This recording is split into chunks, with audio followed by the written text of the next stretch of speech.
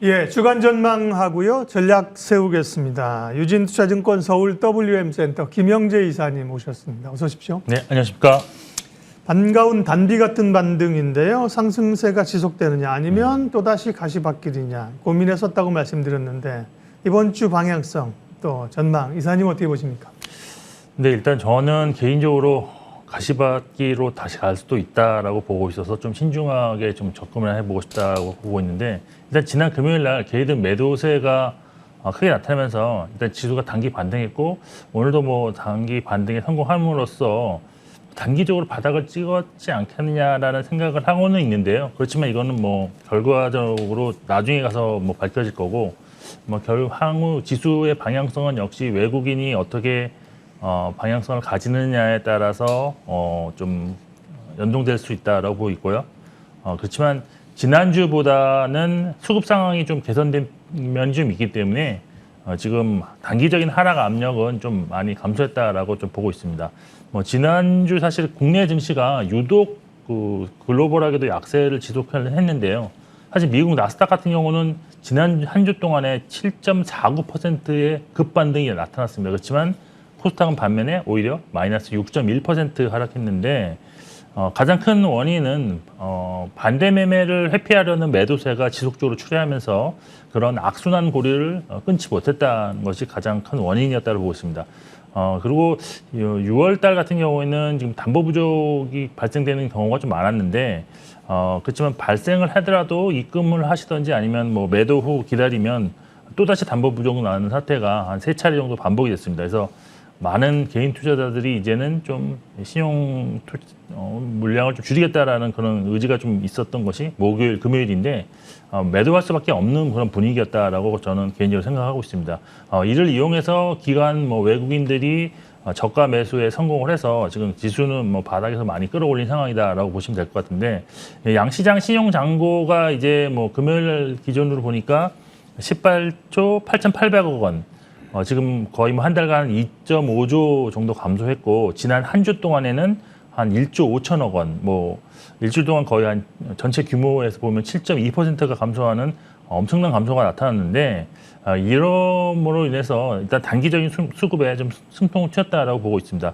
하지만 이번 주 시장에서 나타날 수 있는 재료가 지금 사실 단기 낙폭이 가려하다. 그리고 외국인이 뭐 선물 시장에서 좀 많이 사주고 있고 여기에 지금 수급이 좀 개선되었다라는 것 외에는 지금 인플레이션이라든지 긴축, 뭐 환율이 높다는 수준, 뭐 이런 것들의 뭐 진행적인 뭐 매크로적인 변수들이 전혀 변한 게 없기 때문에 그리고 수급 같은 경우는 언제든지 바뀔 수 있는 그런 요인이기 때문에 사실 좀 아직까지는 좀 안심하고 시장을 접근하기는 조금 이르다라고 좀 보고 있습니다. 그래서 지난번에 미국의 그 물가 지수가 나온 이후에 아주 급락한 적이 있었는데 이번 주에도 이런 지표들 중에서 중요한 지표들이 발표된 이후에 미국 시장이 어떤 방향성으로 가는지 특히 지금 목요일 날 밤에 나오는 5월 개인 소비 지출 발표가 난 이후에 미국 시장이 어떻게 반응하는지도 상당히 중요하다고 보고 있습니다. 결론적으로는 일단 뭐 단기적으로 수급 공백이 많이 생긴 종목들이 많기 때문에 추가적인 반등이 가능할 것으로 일단 보고 있는데 반등이 어느 정도 마무리된 주 중반 이후에는 다시 또 매물이 상당히 증가하면서 하락 반전이 될 가능성이 있다라고 좀 보고 있고요. 따라서 지수가 추가적으로 상승할 경우에는 일단 현금화를 좀 하시는 것이 일단은 좀 좋다라고 보고 있고 그리고 이번 하락 및 또 받는 과정에서 수급이 좀 개선되는 업종이 좀 보이고 있습니다. 그래서 이런 업종으로 일부 종목을 좀 갈아타는 포트폴리오를 좀 수정하는 전략으로 대응하시는 것이 가장 좋지 않겠느냐라고 판단하고 있습니다. 네, 아니 그동안 손실이 만회만 됐으면 팔고 현금 비중 확대하죠. 근데 지금 사실 올라온다고 했는데 아직도 손실이 있는 구간인데 그럼에도 불구하고 네. 조금 현금이 없으신 분들이 마련하고요. 말씀하신 것처럼 종목의 교체, 리밸런싱 이런 것들도 상당히 고려해 볼 만한 좋은 전략입니다. 자, 시장 변수 가운데요. 환율이 사실 지난주에는 뭐 인플레이션도 그렇고 뭐 유가도 경기 침체 있었지만 환율이 사실 극단적으로 시장에 공포감을 줬거든요. 네. 1,300원을 13년 만에 무려 돌파를 했지 않습니까? 그런데 지금 환율이 15원 가까이 하락하고 있어요. 1,280원대로 말이죠. 이게 어떤 변화인지 외환시장에 대한 고민들, 그리고 외국인도 오늘 뭐 하루이지만 봐야겠지만 순매수를 나타내고 있거든요. 네. 환율과 외국인 얘기 좀 해주시죠. 네, 일단 뭐 외국인들이 좀 환율에 연동해서 움직이고 있는데 여기서 저는 뭐 크게 환율이 여기서 급등한다든지 급락하지는 않을 거로 일단 보고 있습니다. 먼저 지금 말씀하신 것처럼 환율 1,300원대 진입하자 상당히 좀 우려가 많이 나타났는데 그 이유가 과거 심각한 경제 위기 국면에서만 1,300원대 진입했는데 뭐 IMF라든지 아니면 뭐 옛날에 그 닷컴 버블 붕괴 그리고 금융위기처럼 이런 심각한 국면에서만 나타나는 게 1,300원이어서 우리가 지금 파악하지 못한 어떤 더 부정적인 요인이 있지 않을까 하는 그런 것을 찾아보고자 하는 노력들이 좀 진행 중입니다. 그래서 이번 상승의 원인이 국내적 요인이 좀 더 영향이 큰지 아니면 글로벌적으로 나타나는 현상인지에 대해서 많은 이야기가 되고 있는데 만약 국내적인 요인이라면 올해 무역 수지 적자가 지금 반기 기준으로 역대 최대치를 달성할 것으로 일단 전망되고 있고요. 여기에 통합 재정 수지가 2019년부터 지금 4년 연속으로 적자를 기록하고 있어서 이런 영향으로 지금 국가 신뢰도가 떨어지고 이를 우려 외국인 자본이 빠져나가고 있다라는 주장이 있습니다. 하지만 달러 강세가 사실 우리나라뿐만이 아니라 전체 지금 글로벌하게 나타나시면서 주요국 통화 가치도 절하되고 있다는 점, 이런 점에서 보면 현재 그 환율 상승은 아무래도 미국의 연준의 가파른 긴축에 따른 국가 금리차 확대 우려감이 좀 반영된 것이고 여기에 우크라이나 전쟁에 따른 유럽 경제의 좀 위기감 이런 것이 전반적으로 달러 강세를 유발했지 않나라고 보는 것이 맞는 것 같습니다.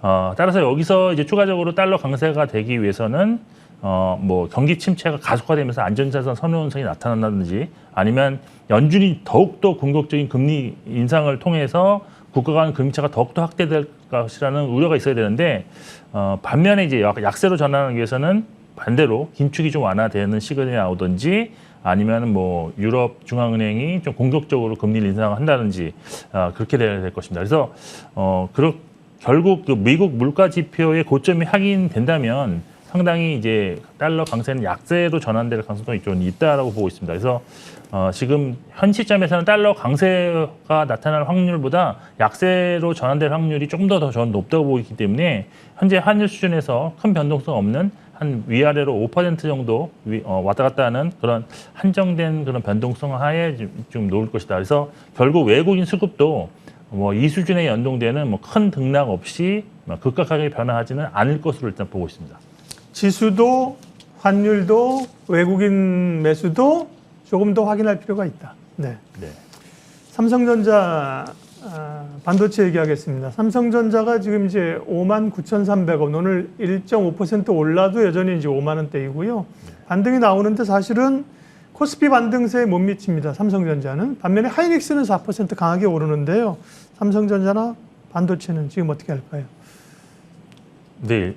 사실 삼성전자가 올해 상당히 약세인데 그 하락의 원인이 뭐 시기마다 뭐 큰 흐름은 비슷한데 뭐 조금씩 좀 변화는 하고 있다라고 보이는데 사실 뭐 최근에 나오고 있는 삼성전자의 약세의 가장 큰 것은 지금 밸류에이션에 대한 신뢰도가 좀 많이 떨어졌다라고 하는 것입니다. 그 이유는 지금 하반기에 그런 주요 IT 기업들의 수요 전망치가 좀 점점 낮아지고 있어서 사실 오더컷이라는 뭐 이런 얘기도까지 나오고 있는 상황인데 그럼에도 불구하고 삼성전자를 포함한 주요 IT 종목들의 실적 컨센서스는 별다르게 지금 그러니까 하향 조정되지 않고 있습니다. 그래서 현재 지금 뭐 실적 기준으로 보면은 삼성전자가 밸류에이션상 PER 8.5배인데 과연 이것이 정확한 것인 거에 대한 의구심이 발생하면서 지금 밸류에이션을 믿을 수 없는 분위기가 형성되면서 지난주 좀 하락폭이 좀 커졌다라고 보고 있습니다.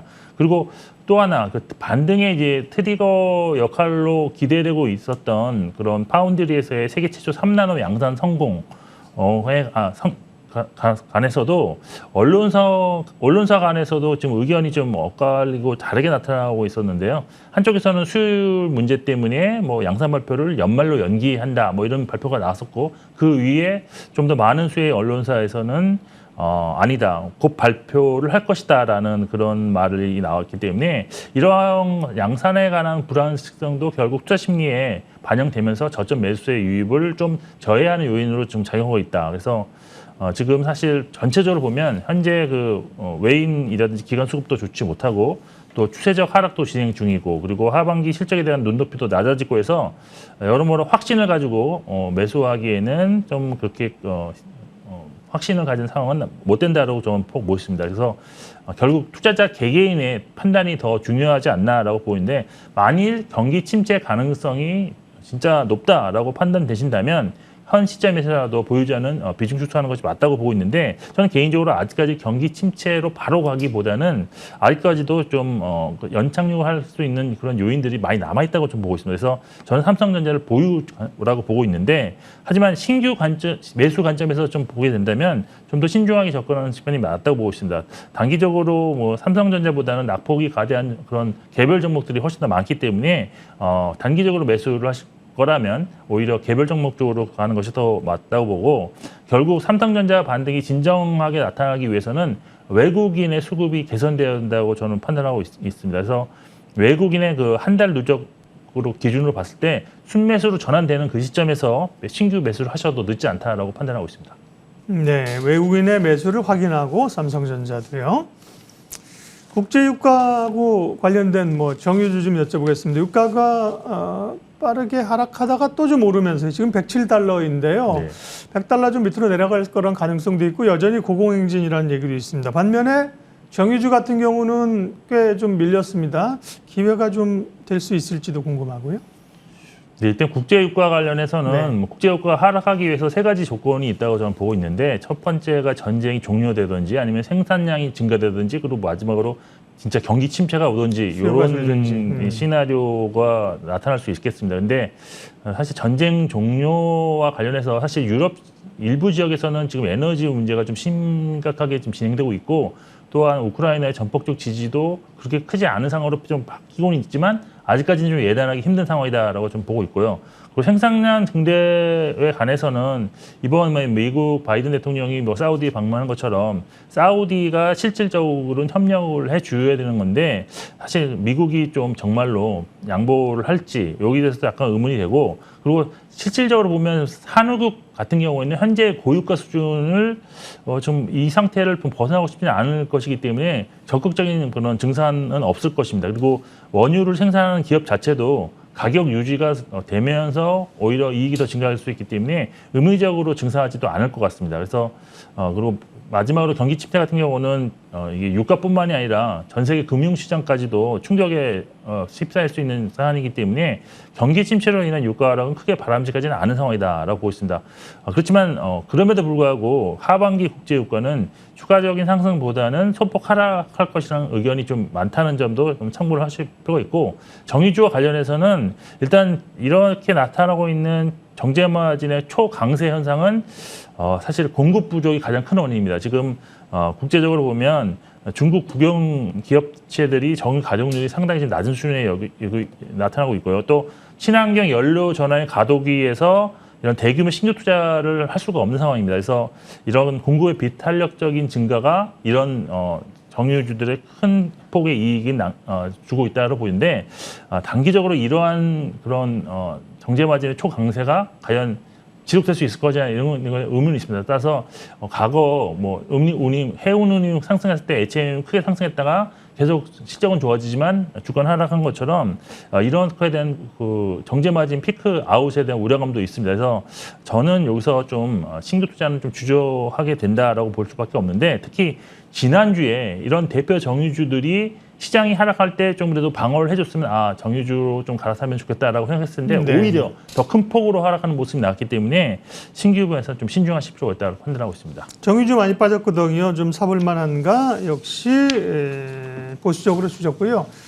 이번 주 챙겨야 될 일정 투자 전략 마무리해 주십시오. 네, 이번 주는 일단 미국 기업들의 실적 발표 좀 중요할 것 같은데 일단 월요일 장 끝나고 나이키 그리고 6월 30일 날 마이크론 실적이 좀 중요할 것 같습니다. 그리고 뭐 연준 의장이라든지 22 총재 연설이 있고요. 또한 6월 30일 날 미국 5월 근원 소비자 그 개인 소비 지출 발표가 예상되는데 예상치는 4.8% 플러스였다는 점 참고하실 필요가 있습니다. 그리고 7월 1일 한국 6월 수출 동향 발표되고 미국 6월 그 ISM 제조업 지수 발표됩니다. 일단은 약세장 상황에서 지금 단기 반등이 나오고 있지만 일단 좀 단기 매매로 좀 접근을 하실 필요가 있다라고 보시고 있습니다. 아직까지 정말로 바닥이 쳤는지에 대해서는 조금 더 시간이 지나봐야 될 것 같고, 따라서 현금을 이용한 수익률 5% 정도의 단기 매매 전략이 좋을 것 같고요. 그리고 이제 신용융과 잔고가 많이 좀 하락했지만 지속적으로 관찰하실 필요가 있습니다. 지금 현재 18조 8,800억 수준인데 이것이 또 단기 증가세로 전환하는 모습이면 일단은 좀 현금화를 하실 필요도 있다라고 보여지고 종목별로도 신용 체크도 병행하시는 것이 좋을 것 같습니다. 그리고 지난주 상대적으로 강세가 나타난 종목들이 좀 몇 개 있는데 특히 셀트리온 그룹주 같은 경우가 어떤 지금 이렇게 뭐 고 정기 침체가 관상해서 이런 의약품 업종이 조금 더 살아나는 분위기가 나타날 수 있기 때문에 이런 점은 좀 참고하실 필요가 있지 않겠느냐라고 판단하고 있습니다. 국내 증시 주간 전망 및 전략 유진투자증권 김영재 이사님 함께했습니다. 고맙습니다. 네.